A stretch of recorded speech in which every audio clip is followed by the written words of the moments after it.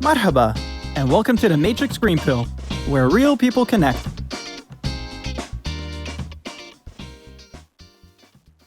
Hello and welcome back to the Matrix Green Pill podcast. I'm Hilmarie Hutchison, and today I am so excited to welcome our wonderful guest of the week, David Harkin. David is a global leader in education innovation and the founder and CEO of 8 Billion Ideas. What an interesting name for a business. In addition to that, he is also a proud husband, father, and philanthropist, passionate about family, charity, and cricket. Well, let's jump right in. David, welcome and thank you so much for joining me today. Thank you very much for having me. Absolutely delighted to be here and really looking forward to it. To start us off, David, could you please tell our audience a little bit about yourself? Thank you. Firstly, as you just kindly introduced us, I am first and foremost a husband and a dad. Married to my wife, Jenny, have 3 boys at home. So I often say that I'm brilliantly busy and terrifically tired. They are 7, 4 and 1 in age. But the reason why I say that is because when you create an education company and you've got children as well, it gives you that extra added energy to go make sure that your company is not only impacting the world, but your own children in their learning. So that's number 1. Number 2, I would say I'm a very passionate educationalist. I think it's the best sector on the planet. Forgive those people outside of education listening today. I think it's the best sector on the planet because every single day in education, we have the opportunity to create memorable moments for students. And what I mean by that is moments where a child's view of the world can change in a positive way, that they might decide to aim a little bit higher to reach an aspiration or just to dream a little bit bigger. Those opportunities happen every day in school. Lastly, I am a CEO, of 8 Billion Ideas. Sometimes I think the E stands for Chief Energy Officer, Chief Emotion Officer, Chief Education Officer, but I'm very proud of the CEO, and it's our mission to give students the skills and belief to go change the world. So on paper, we're a B2B edtech and services company, Marie. I think it's the easiest way to understand it, operating all over the world, working with students from 4 to 18. Let's step a little bit further back. I believe you come from a corporate background. So what would you say was the pivotal moment that led you to leave the corporate world at a young age to become an entrepreneur? And how did this decision shape your journey? Yeah, I was a dyslexic historian and graduate from a university in England. And then I jumped into the tech sector working for IBM. Had 6 or 7 years there and I thoroughly enjoyed it. But there was this little moment where I was beginning to feel a little bit corporate claustrophobic, where I felt like my brain was just buzzing with ideas. I was just kind of bouncing off the wall with new things that I wanted to get started on. I always had this passion for education. And I took the opportunity to go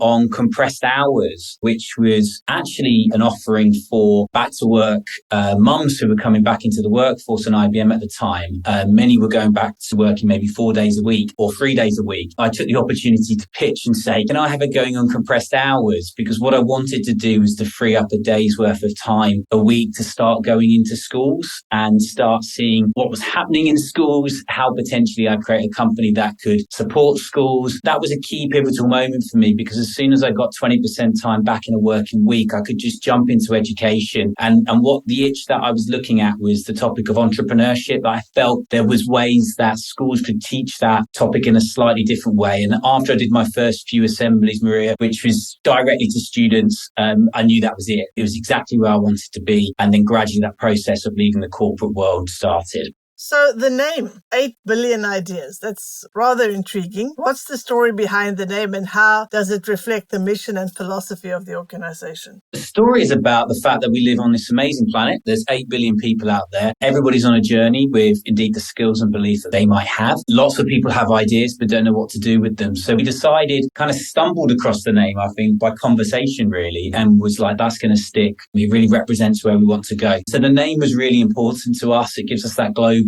interest, that appeal. It's also quite important as well, I think, when creating businesses like us, that your name is memorable. So we were very lucky on that part. And then I think the bigger piece of work was then a mission statement, which sometimes people can kind of come up with quite quickly or can maybe underplay how important it is. For us, it's actually been critical, which is about giving every student on the planet the skills and belief to change the world. So you've got your name as a business and your mission statement there, which people can really buy into. And it can really drive an organization externally as well as internally. So when people come and work for us now, Marie, they're drawn by a bill, they're interested about the education industry. And when they look at our mission statement, they can get really behind it. So yeah, the name's been important for sure. Definitely has been really, really helpful. The mission statement, but then I think it's also your brand approach around it. So not just your service and your product, but everything else that you stand for as an organization. And we haven't underplayed how important that is. You mentioned that it is a B2B edtech product, or you're in the edtech space. Can you unpack for our audience what 8 billion Ideas is all about?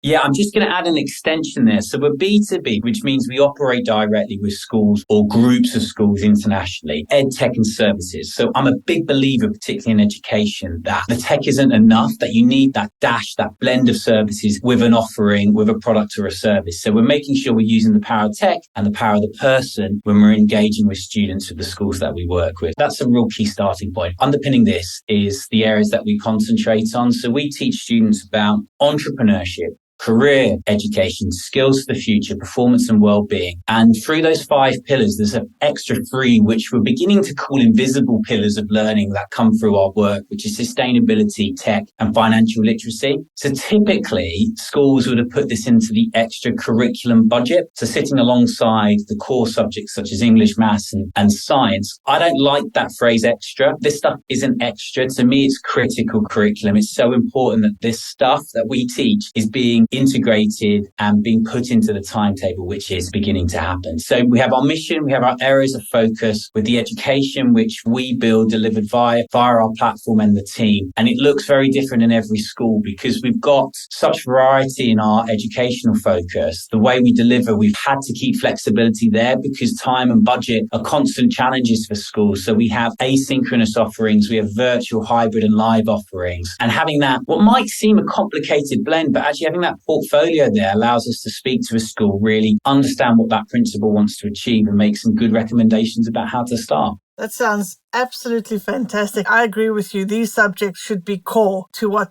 children are taught. It should not be an extra. It should not be an optional. What age group are you targeting for this? We are currently 4, so from the little ones up to 18. So the main years in school, but the ambition is to be 0 to 100 plus, right? I think the areas that we're teaching are very relevant for students, preschool, post-school, whatever point of their career. You take the topic of entrepreneurship. I don't know about you, Marie, but I know in my education, I don't even think the word came up at all in my secondary school life. Maybe business studies obviously were focused then. That topic of entrepreneurship is just a very interesting field in itself. And with most economies having 1 in 5 people being self-employed, you actually see that schools produce more entrepreneurs than any other profession. And I find that there are a lot of entrepreneurs out there, lots of people interested in business, fascinated, want to start a business as they move into the 20s, 30s, 40s, 50s, but don't necessarily know the next steps. And I found myself in lots of remarkable conversations teaching friends or peers or whoever it might be about some of the real basics that we're teaching 7, 8, 9-year-olds about entrepreneurship. So for me right now, we are focusing in the 4 to 18-year-old space, but the ambition is to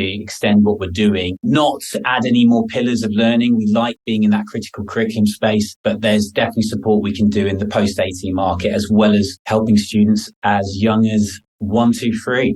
You mentioned earlier also that you are in many countries around the world. How many languages do you tackle? Is it just English, or is this also available in other languages? So since we launched, I think it's fair to say that we have grown quite quickly into 20 different countries. Not fair to say that is the case. I often use the word sometimes that we've stumbled in a way that principals around the world, those early innovators and adopters, have heard about what we're doing. And whether they're in India, Hong Kong, Abu Dhabi, Dubai, London, wherever it might be, they're saying, can you come and support our school and help us? And the answer to us to those kind of requests has always been yes. From doing that, it means you broaden your capabilities and your depth as a business. Projects in the past have come up in Mandarin and English. More recently, we're seeing more of an interest to have that English and Arabic content. But what we're doing is we're staging it, Marie. Most of our work is delivered in English today, but we're having more and more inbound and more interesting conversations about just adding more depth to what we're doing. If we're working with a school or a group of schools, we just accelerate our product development if there's a particular language that they want to concentrate more on. Very good. Have you seen any, or do you have any examples of specific instances where you've seen the impact of your platform on a student's life?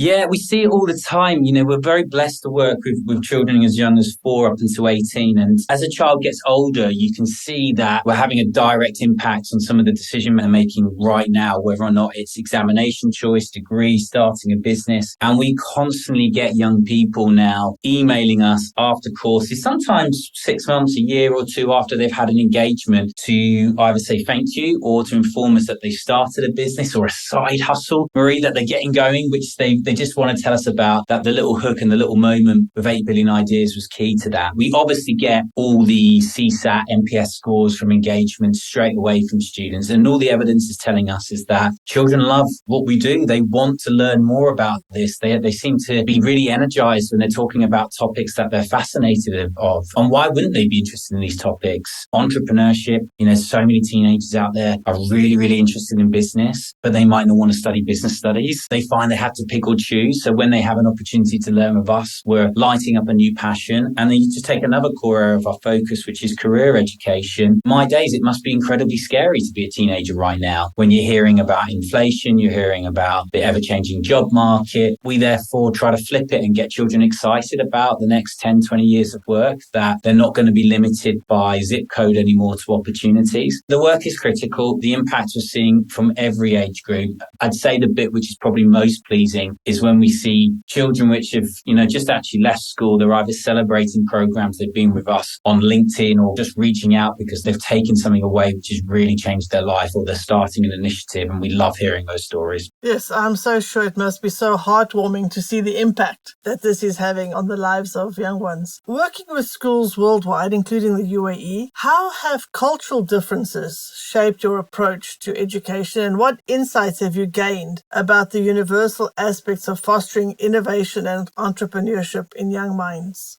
Yeah, very interesting question. I mean, my stance on this is that every child I've ever met across the world is a child, right? They're on a different journey. Every child has an amazing imagination, but they are on a different journey with the amount of skills or beliefs that they might have. I think despite so many cultural changes and cultural areas that you've got to be sensitive on, there is also a lot of similarities from our teenagers and children across the planet. So when we create our education, our philosophy is quite straightforward. It's to concentrate on what we know children really need. When we build a program, whether it be a course or a module, we start off with that in mind. And if you just take a particular lesson within a flow, such as a course, we personally believe that any lesson, about 80% of it is relevant for any child across the planet, wherever they might be, including taking into consideration any cultural sensitivity or cultural diversity. However, once you've got that building block of a lesson, you do have to have that variations to make sure that you've got the right role models, the right local financial terms, the right examples in those lessons as well. So if you build your business in the building block with the right ethos and the right education, those small changes you bring into your education as and when you enter a new market, such as the UAE or wherever it might be across the planet. I've always found the UAE and incredibly innovative. We see the speed of decision making 5 times quicker in the UAE compared to some other markets globally. That's because you're at the forefront of entrepreneurship and innovation, not just in education, but in many other industries. So that's been quite interesting. Rather than having to adapt ourselves too much from a cultural point of view, what's been fascinating is that our stance on education has been globally very well received. And what's interesting is the fact that we begin to see how quick decisions get made globally. And that does give us a good steer on which economies and which industries and what part of the education sector are really going to be leading innovation in the years ahead. You have written a book. Congratulations, by the way, The Ripple Effect. Can you tell us a little bit about the book?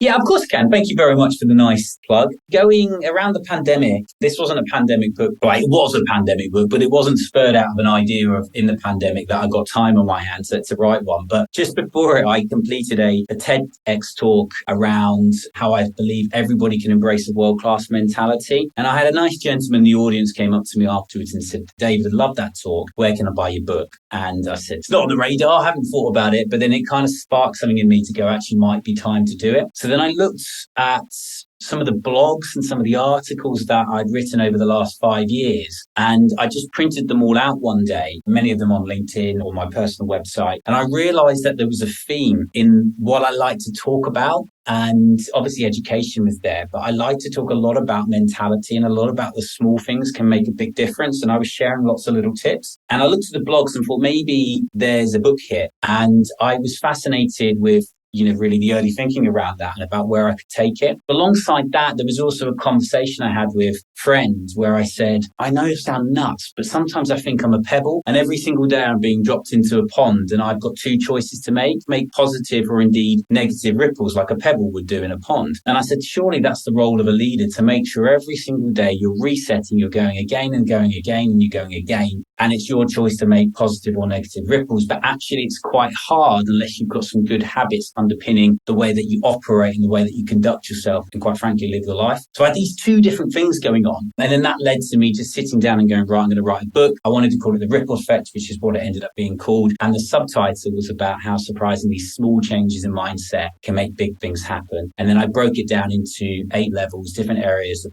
small tips, small pieces of advice for what I described as the everyday passionate person. So when you write a book, sometimes you feel like you need to be an Olympian or you need to be from NASA or one of the top businesses in the world. I just wanted to make it really relatable to someone out there just trying their best and give a little bit of advice, which I've given people in the past and they've told me it's been useful, but now I've managed to document it. So it's called The Ripple Effect, available online. And if you have read it, please get in touch and just let us know if you've enjoyed it, hopefully. I love the message of the book that you need good habits, and small changes can then have such a large impact. And this all from a question from somebody, where can I find your book? I love it. What was interesting about the journey, and anybody out there who's had hesitations of writing a book, I'd say just get on and do it, because it's quite a healthy thing to do as well. It felt like personal therapy at times as well, Marie, just getting my ideas out there. But what was interesting was my first draft of the book. I was trying to write like people like Matthew Said, who's written Black Box Thinking. I was trying to be a little bit maybe too intelligent, too scientific. And the editors just came back to me and said, Dave, just be a little bit more you, don't try to write like somebody else. And it was a great piece of advice, because then when I did the second version of the book, firstly, it was so much more quicker and it was incredibly enjoyable to write. So anybody out there, I just get going if there's a book inside of you, and don't try to be anybody other than yourself when you write it. Yes, be true to your authentic self. Sound like you do and not like someone else. I think that's excellent advice. How do you apply the concept of the ripple effect in your personal and professional life? And maybe you can share an example where a seemingly small change in mindset led to a significant outcome. Now I've written the book, I've got to go take a lot of my own advice, which I've just chucked out there. Look, I believe in it, firstly, number one. And secondly, I think it's made me really, really, really conscious of my role as a leader. I find leadership now is got to be the hardest it's ever been in the history of humankind. And the reason why I say that is never before are leaders being judged constantly in a virtual and in a live manner, and in a world where we're also communicating via platforms such as WhatsApp, email and Slack, which means at any given moment, something that you say or you do could be misunderstood or misread. And therefore, there's constant opportunities to potentially not necessarily slip up, but just for the world to judge you, which people do when they look at leaders. I think, firstly, having that in the back of your mind, that actually my responsibility is to bring the best version of myself into work every day, in fact, into life every day. And therefore, the most important thing I can do is look after my own attitude. And I like to talk about, and there's a chapter in the book about how do we bring a positive but relentless attitude day in, day out to our work. The only way I believe you can do that, and the tip that I encourage people to consider, is the way that you start and the way that you end your day, how you're warming up as an individual before you communicate with anybody at work, and how you're cooling down at night so you can go and sleep a little bit better. For you to bring that energy in every single day, you've got to consider that warm up and that cool down routine. Otherwise, there'll be a day that you just have that burnout. You bring too much negative energy into what you're doing, and it's not acceptable, right? If you want to be a great leader, you can't bring 4 or 5 days out of 5 good energy and then you slip 1 or 2 days, because people remember those days where sometimes you said something a little bit short or a little bit snappy. The thing that I'm concentrating the most on is really working on what I call the third dimension, which builds a little bit on the book. So where you're considering you've got your work life, you've got your home life, but you've also got to have something in there which is for you, which is different to both. And for me, that's been running over the last couple of years, where I've had little running challenges, whatever it might be. But so I can really just switch off and concentrate on trying to be fit, but allow my mind to unwind mind as well. So you're not constantly thinking about the children or the business. So that third dimension is really important, and it's how you build that into your week as well. So it's not just family and work. You've got family, work and something else. And I'd encourage listeners to consider that, because unless you have that third dimension to your life, often it will lead to burnout or slight imbalance in places you don't want it to be. So a couple of ideas there. Consider how you're starting, how you're ending your day. And then I'd also highly recommend that third dimension element, something a little bit selfish that you're doing for you needs to be in your working week. So not your working week, it just needs to be in your life. I think that sort of leads me to another question, because you mentioned at the start that you're a husband, father of 3, an entrepreneur, you're actively involved in charity work and in sports. So is this where this 3-dimension comes in? Or how do you manage to balance these diverse roles? And what have you learned about achieving work-life balance? Yeah, look, very much a work in progress. I'm certainly not an expert at it and don't always get it right. It can be overwhelming at times. As anybody will know, having children, waking you up in the middle of the night or constantly dad, particularly when they're young. You've got to keep working on it. I am quite disciplined in terms of using my device, for example, at the weekends. I'm more and more now realizing there's sometimes little you can achieve by reading an email late on at night. You might as well put the phone away somewhere in the house that you don't access it to a point that you can actually do something about that email. Otherwise, you're constantly reactive rather than being proactive as a leader. So the balance is hard. I think I'm doing okay at the moment, but definitely the running and some of the charity work definitely brings a bit of perspective into the week and gets a little bit more better balance. But look, I do believe there's times in your life as well, you do have to push, and you do have to push hard. And that's been a period for the last couple of years, and no doubt the next couple of years, because we've got a very special organisation on our hand, which can make a big difference in education. And I don't want to have any regrets, Marie, at the end of it. I want to know that we did as much as we possibly can. But throughout that process, I've just got to make sure, look after my health, physical and mental, and those ones around me. So my wife and my children, I want to make sure that they see we're enjoying growing the business, also making good time for them so they can grow as young people and as a family. I love that. And I think that's a great to put the phone away when there's nothing you can do about that email anyway. So why let it occupy space in your mind and keep you distracted? So rather put it away, be in the moment. And then when you know you can deal with it, then go ahead and look at what those emails are. So I don't have much energy late in the evenings now, because from about 7 a.m, I'm pretty much on camera in meetings, whether internally, externally. I'm the CEO of 8 Billion Ideas pretty much by 7 a.m, if not earlier. And I just go full for it like all day. Normally my day is between like 7 and 11:30 back to back. Then I get out for a run, little snack, and it goes again. So by the time I get home and then I see the kids to bed, sit down, I've got a choice there. Do I keep looking at my emails? Do I keep just getting distracted? Impacts relationships at home and also impacts sleep. So I'm trying to get into a new habit now of about 8 o'clock at night. That's the last time I pick up and look at my phone. Alarm set on a different device for the morning. And then I try not pick up my phone again until 7 a.m, because then I can actively deal with anything which is being hitting at me. Otherwise, I'm dealing with it after 8 or when the kids are getting up first thing in the morning. You're kind of in two places. You're not actually in one place dealing with one thing. That is a habit I'm beginning to see the benefits of. And as you say, it's a work in progress. It's not always easy to put these small habits in place, but once you do, the benefits do come in time. Definitely. Those were some really insightful responses and some good tips that you've shared with us. Now we move on to something a bit more lighthearted and fun, our version of a game show. So I'll ask you some rapid fire questions. Are you ready? Go for it. Love this stuff. What's your go-to book that you recommend to everyone, besides your own, of course? Stephen Johnson, Where Do Good Ideas Come From? I love it. If you could have one superpower for the day, what would it be? One superpower for the day. It sounds really bad. I would be irresistible. I would be utterly fearless for a day and just see what carnage I would cause. Oh, I love that. Very good. If you could travel anywhere in the world right now, where would you go? Sit on the beach. Good choice. Share a quick snapshot of a moment as a parent that made you exceptionally proud. My children decided one day that we were coming back from a swimming lesson and I was getting ready to do a charity marathon run. And my son was 5 at the time, my eldest son. He was asking me why I was doing it. And I was saying I was doing it to raise money for a friend's charity called African Promise. We started getting going. He couldn't understand why we couldn't send food from our home in London to these children. But what he did take from the conversation was, I can raise money. He went into their toy room at home and he collected up a variety of his toys and said, can I go sell these? And we literally went out into the road that we lived on. He created a store and he raised £500 in about 3 hours, which is the equivalent of 2,500 dirhams at the end of our road. And it was just such a nice, heartwarming, very proud moment as a father. And that's kind of enlightened a real interest in charity for him, which I'm delighted with, obviously. Surely a proud moment. I want to know what kind of toys he has to go to raise £500. You know what, Marie? Yeah, it's just amazing pricing strategy, because his teddy bear out there and somebody would ask him, how much is your teddy bear? And he would say, it's up to you. You're the customer. You can pay what you like. When you're 5 and you're saying that to adults, kind of guilt trips them in to giving a very expensive donation to buy the toys. So it was sales genius making his customers decide what the price point was of his toys. I love that strategy. Really smart. Very, very good. And it gives other people also the opportunity to donate and do something good and feel good about it. Surely a proud moment for you. What is one thing you do every day, no matter how busy you get?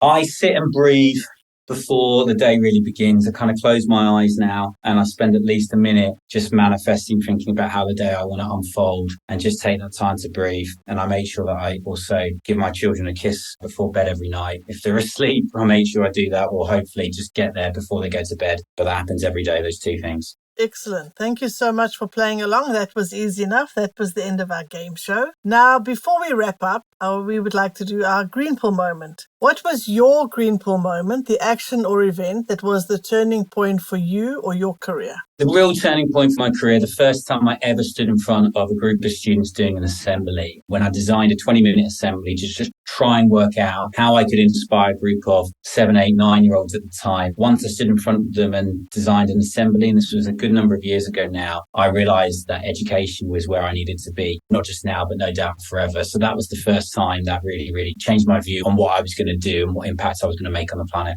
Thank you so much for sharing your fantastic and inspiring story with me today. It's been a fantastic conversation, and I'm so sure our audience is going to take a lot away from your experiences as well, and from the tips that you've shared with us. Before we say goodbye, could you please tell our listeners where they can find and follow you, and also put this in the show notes? Yeah, if you're interested about what we do, it's www.8billionideas.com, or please connect with me personally at David J. Harkin, which is Harkin on LinkedIn. What was Twitter, which was now X, or Instagram. You can find us there if you just search David J. Harkin. And any questions, please reach out. I always do my best to come back to people as quickly as I can, and just be wonderful to connect with more of your brilliant audience, Marie. So thank you very much for having me. It was lovely. Thank you so much again. I wish you all the very best. Thank you very much.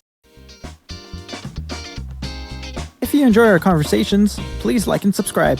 See you next Wednesday.